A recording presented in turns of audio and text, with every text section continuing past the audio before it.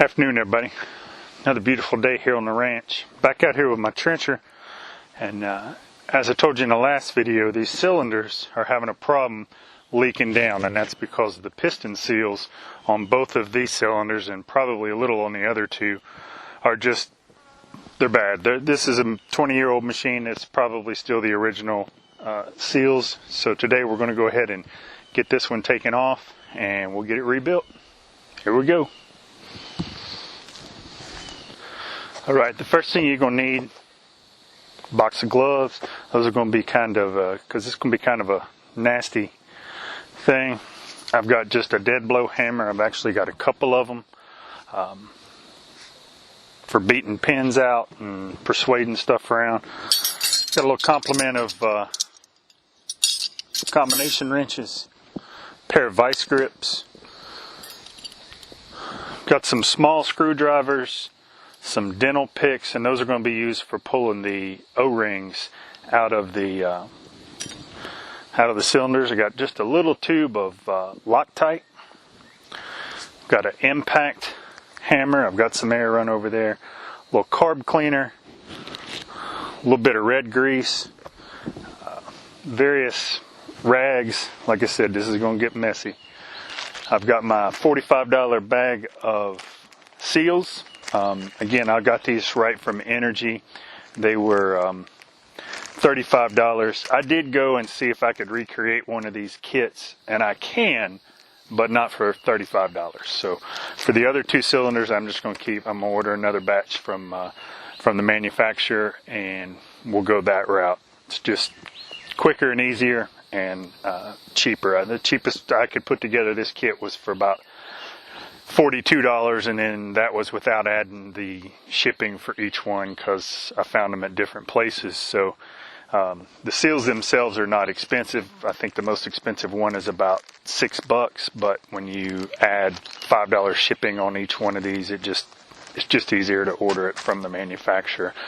Your mileage may vary. If you're doing a bunch of these, it may benefit you to piece together a kit, but just do it. Keep it simple, stupid, and we'll go from there. So let's get started with draining the cylinder. I've got the cylinder fully extended. It doesn't really matter whether you have it fully extended or fully retracted. It's going to have about the same amount of oil in it either way.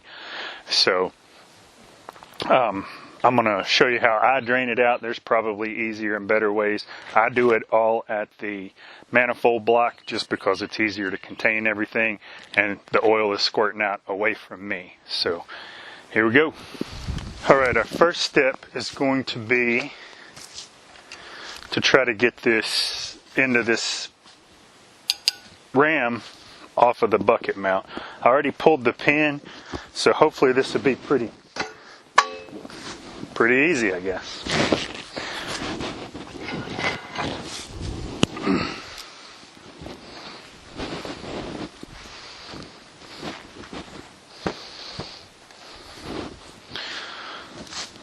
So once you get the pin, it'll pull out. Now I'm going to take you around and show you how I'm going to go about draining this thing.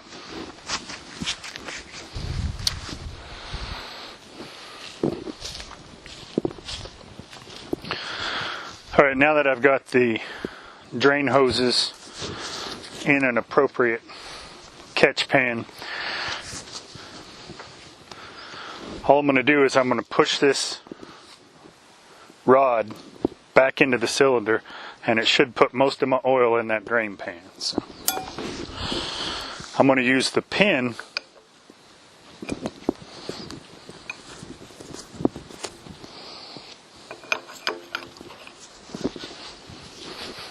just to give me something to hold on to.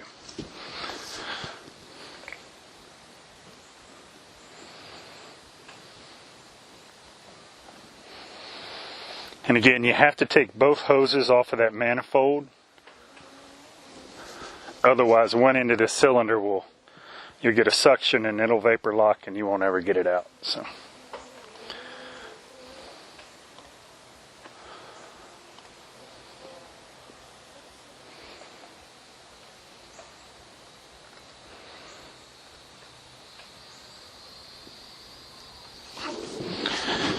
Alright, there it is.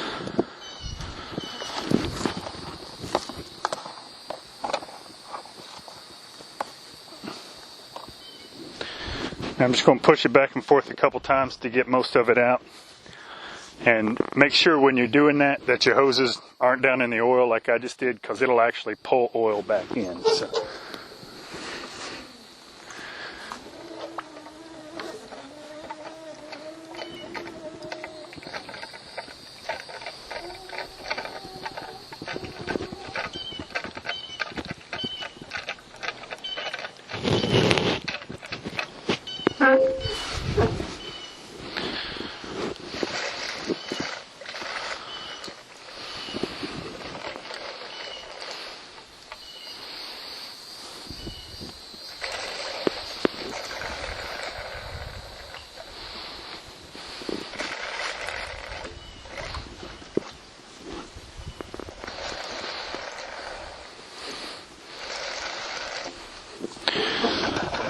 Alright, and that's about all we're going to be able to get out of it like that. We're still going to have a little oil in there whenever we take this thing apart, and that's just part of the game.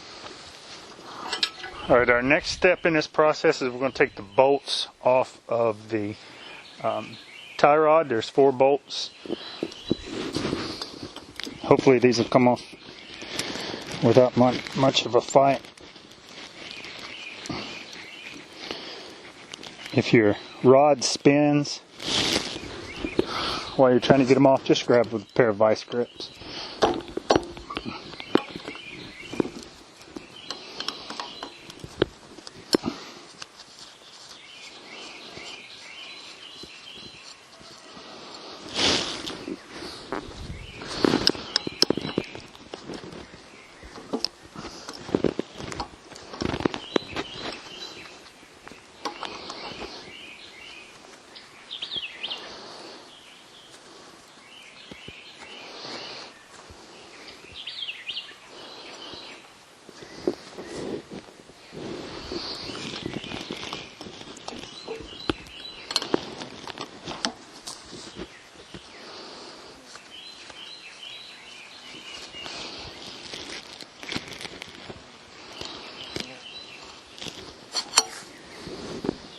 Alright, once all of our tie rods are loosened, I'm going to go ahead and take my hydraulic hoses off.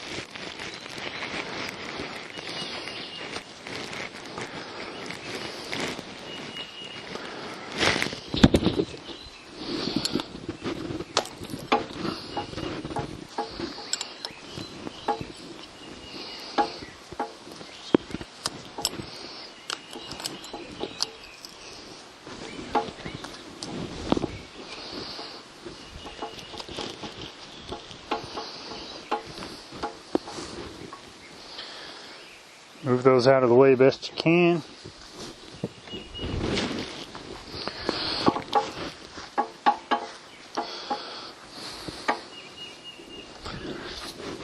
What I like to do is I like to take a dead blow hammer and just kind of persuade this end cap off. Kind of like that. Alright, once you get the bulk of your cylinder off the machine,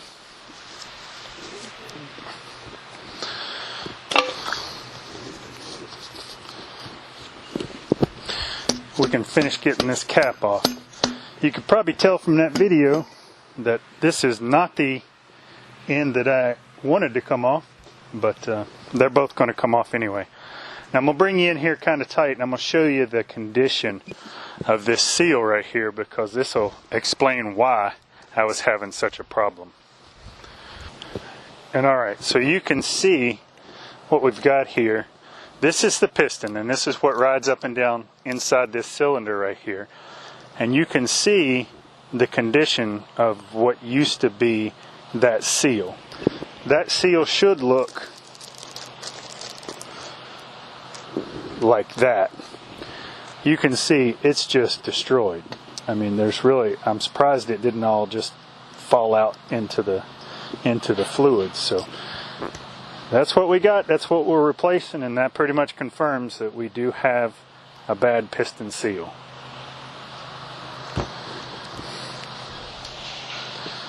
Alright, for our next task, we have to get this big old nut off so that we can slide our piston off of our rod and get our gland in. You can fashion this up in a vise if you want, but you always run the risk of nicking the rod. As long as you've got a pretty solid head on this and your set screws are tightened down, we should be able to get it off like this. And all I've done is I've remounted this onto the machine itself through the pin, and that's going to hold it, and I'm going to hit this with an impact and see if we can get it off. Here we go.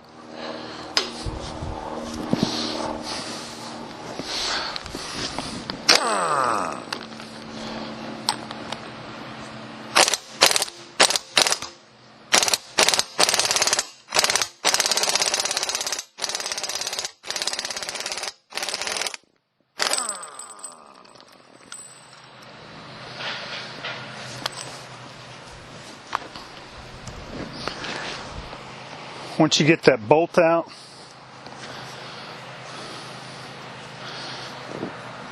you can tap this piston off with the gland,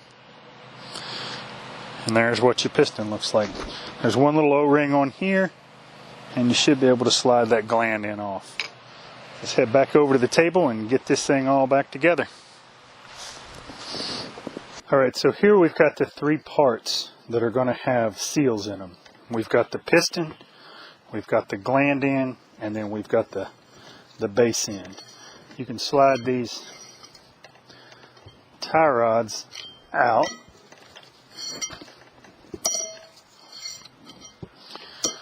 So the gland end and the base end both have an O-ring and a backer.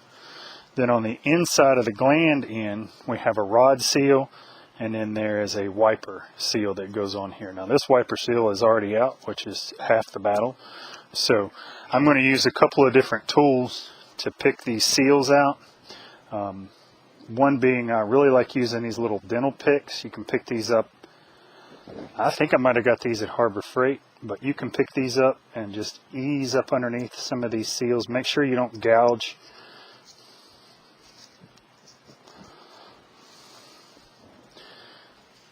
Your piston. Same thing on the gland end. Ease up underneath those seals. Peel them off.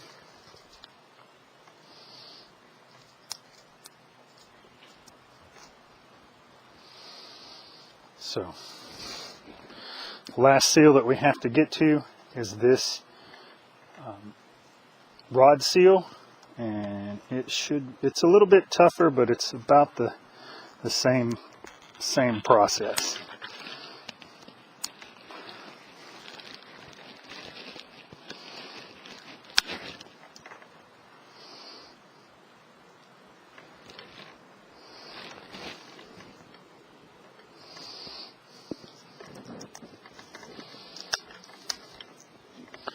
And there's that inner seal. Now these are the hardest ones to get in and the hardest ones to get out. So I'll show you that.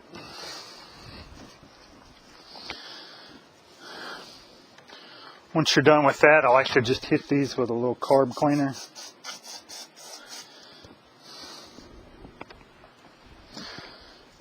Wipe them off. Get down in that groove real well. Make sure and check that you don't have any big nasty burrs on your surfaces. I'm going to hit the gland in.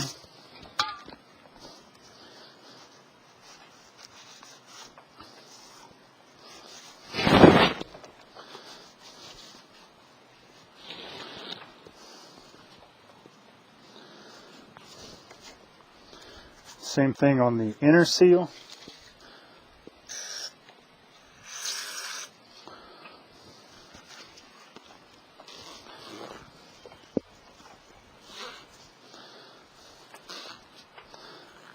And your wiper seat.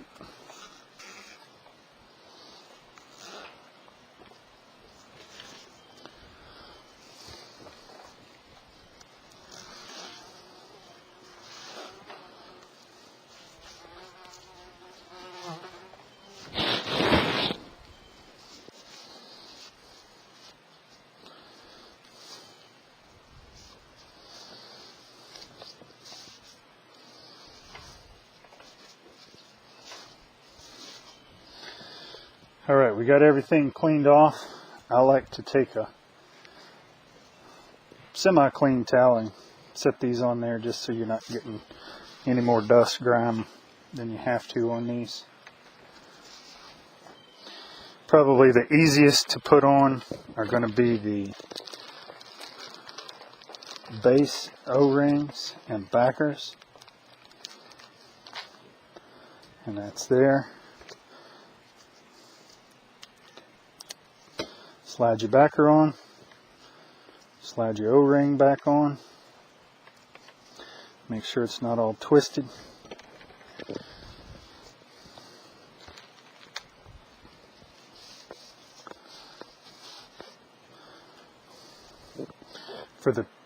For the piston seal, you have this backer band. It'll go on first. Make sure it's on there, not twisted up, and then you're going to have your actual rod seal. Look, rod seal's a little harder to get on, but a little effort and a few curse words will get it right on there. So that's that. Now, these kits come with some options, and it's always good to have options, but you need to make sure you get the right one. They include a couple of different rod seals.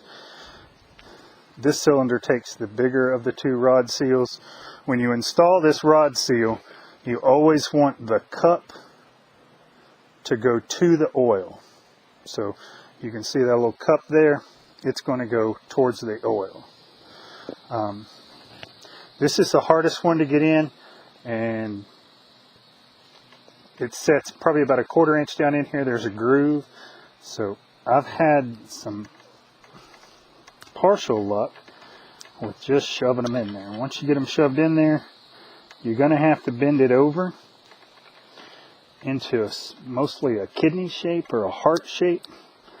And then if you can get part of it to flop down in there, you can use your finger and press the rest of it in.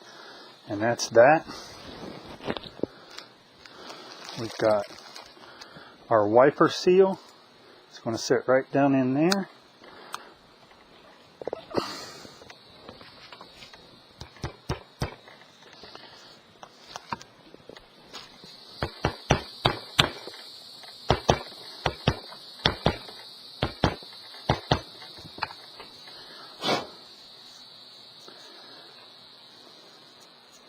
Like so, and what that wiper seal does is it keeps all the junk off of the actual rod from going back down in and gumming up this rod seal. So the last thing we have is the gland in, O-ring, and backer.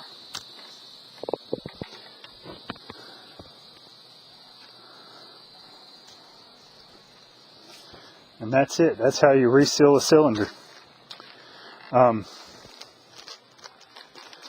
Last one is there is a small O-ring that goes underneath the piston on the rod itself. I'll do that off camera. Y'all smart enough to figure that one out. But let's get this all put back together and get it on the tractor or get it on the backhoe and see how we did. Alright, we're back over here at the rod. This is the little O-ring that sits underneath that piston that I replaced. So to put this all back together,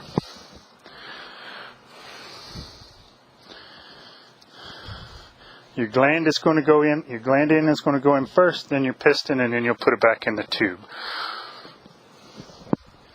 What I like to do is I just like to smear just a little touch of red grease on the inside of both of those, so that everything kind of slides pretty good. Now this rod seal is tapered away from that rod, so it shouldn't give us much problem, but just like to put a little grease on all these seals.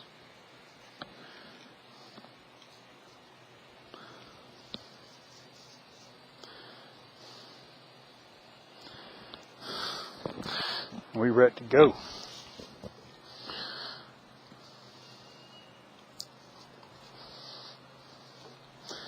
be a little tight.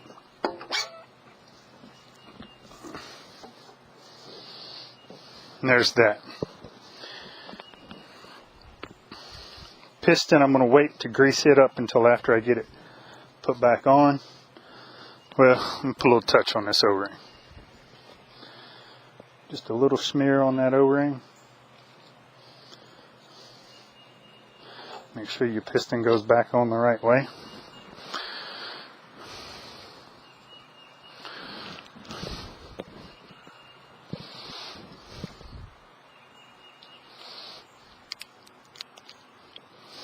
And I'm going to put just a smidge of Loctite on those threads.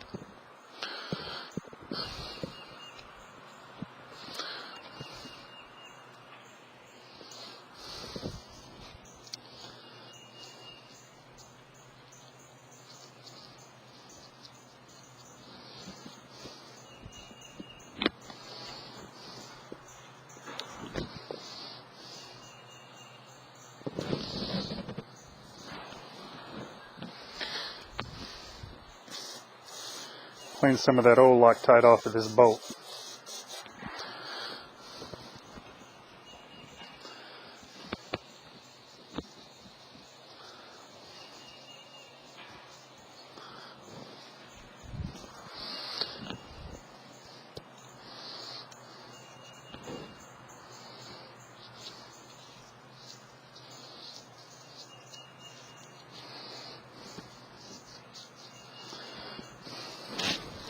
Once we get it going, the old air impact on there.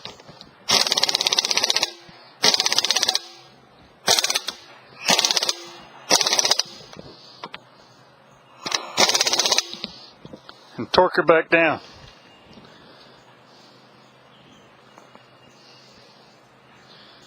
Next thing we're going to do is put this all back together. Test it out. Alright, we're back. I've got the base end back into the tube. Now we're going to put the gland end back in. And again, I like to hit just a little bit of grease on this new seal and around the piston. You don't want to gop it up too bad, but a little bit ain't going to hurt nothing. So, the big thing you need to make sure of when you're aligning these is that both your ports are in the same direction. So.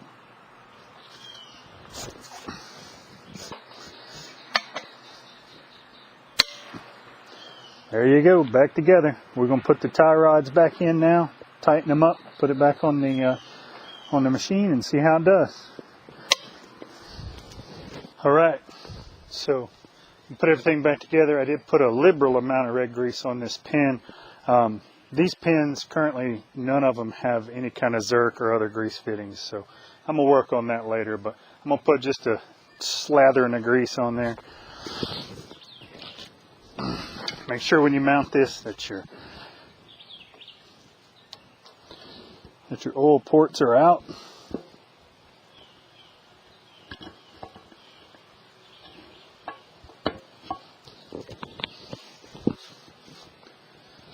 There's that. And take some of that extra grease and just smear it around in there. It ain't gonna hurt nothing.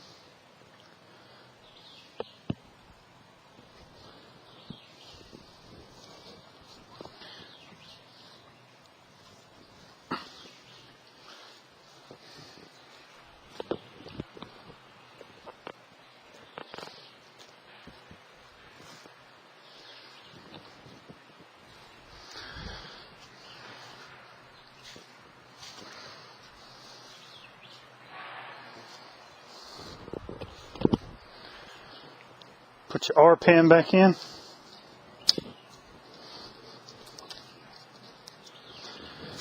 Probably going to have to extend it out.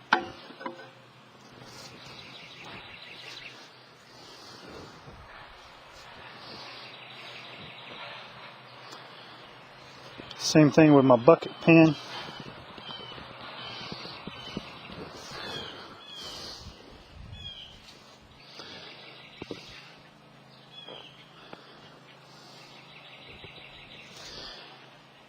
Can't get too much grease on there.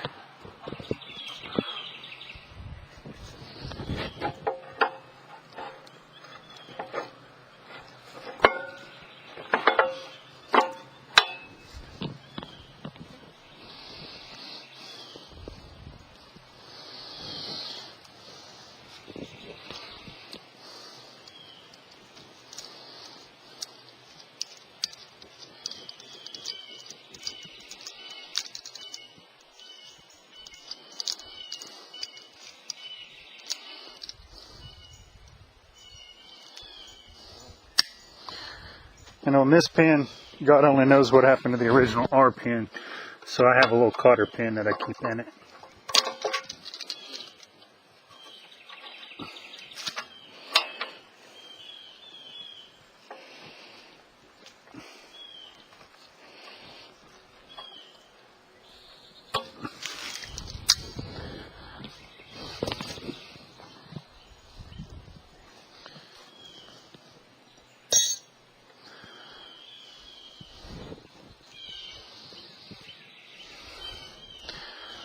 Alright, I'm going to reconnect our oil lines. Make sure you don't mix these up. It's actually, if you do it this way, it's pretty hard to mix up because this top one won't reach to the bottom without a whole lot of effort. So.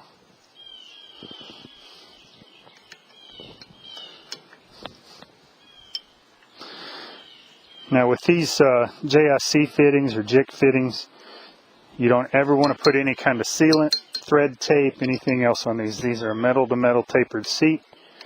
The only thing that the threads do is pull those seats together. So you don't need any kind of thread tape, pipe dope,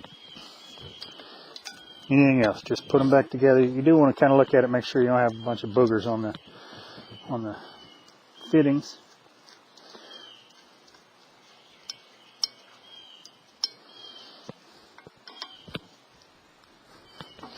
Snug them up.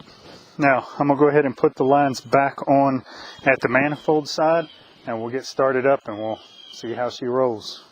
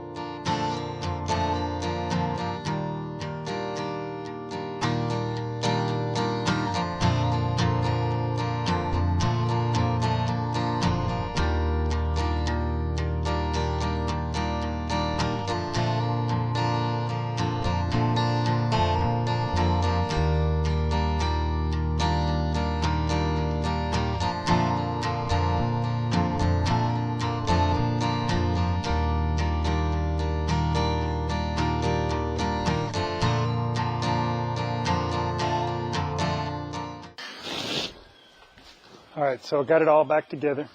Everything seems to be working well, works much better than I do. This may come as a shock, but I am not a heavy equipment operator. But I'm learning, and this is a good little tool to do that. So I got everything back together. Nothing's leaking.